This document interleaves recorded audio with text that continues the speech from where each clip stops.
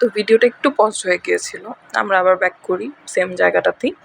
So যদি হচ্ছে শুধুমাত্র কারেন্ট ইয়ারের জন্য থাকতো, যেমন ধরেন কারেন্ট ইয়ারের আর্নিং অ্যাসেট আমরা বের করেছি, সেক্ষেত্রে সেটাকেই আমরা এভারেজ ধরতাম যদি শুধু কারেন্ট ইয়ার কোশ্চেনে দেওয়া থাকতো আর কিছুই না থাকতো সেক্ষেত্রে। বাট এখানে যেহেতু 3টা বছর আছে, এই জন্য আমরা কম্পেয়ার করতে পারবো। যদি ধরেন 4টা বছরে দেওয়া থাকতো, সেক্ষেত্রে 4টা বছরের আর্নিং অ্যাসেট আলাদা আলাদাভাবে যোগ করে আমরা 4 দিয়ে ভাগ করতাম। 5 বছরের থাকলে 5টা যোগ করে 5 দিয়ে ভাগ করতাম, এমন আর কি। সো কারেন্ট ইয়ারের আর্নিং অ্যাসেট সবগুলোই 600 করেই এসেছে।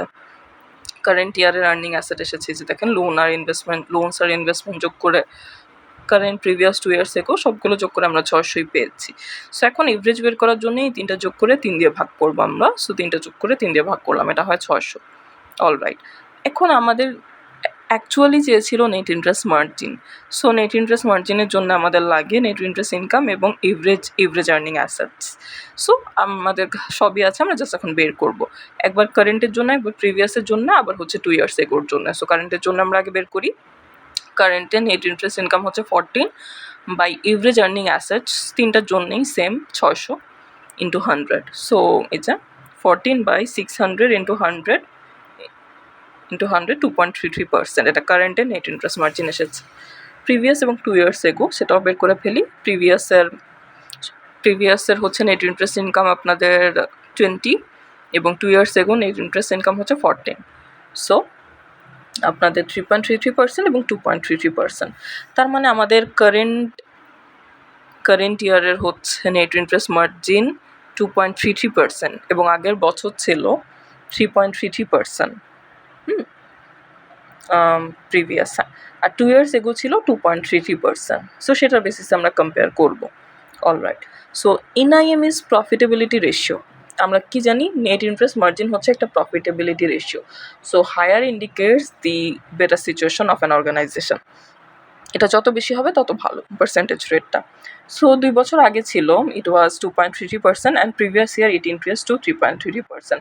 2 বছর আগে ছিল 2.33% এবং প্রিভিয়াস ইয়ার ছিল 3.33%। মানে 2 বছর আগের থেকে পরের বছর বেড়ে 3.33% বেড়ে গেছে আর কি, which is a good sign.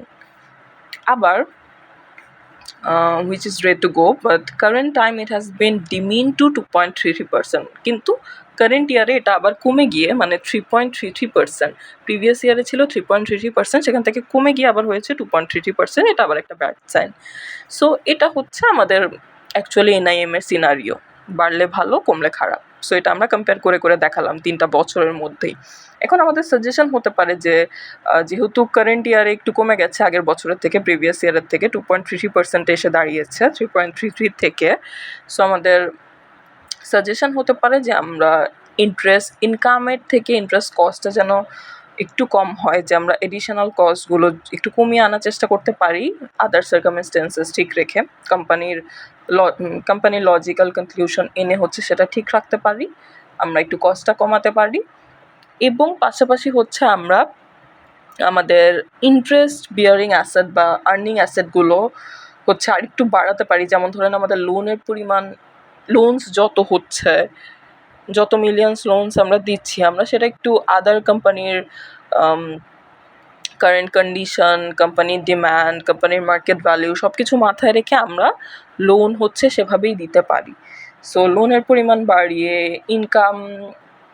ইনকামের তুলনায় কস্টটা আরেকটু কমিয়ে কিন্তু আমরা আমাদের কারেন্ট সিনারিওটা বেটার করতে পারি। সো এগুলো হতে পারে আমাদের সাজেশন, দ্যাটস ইট।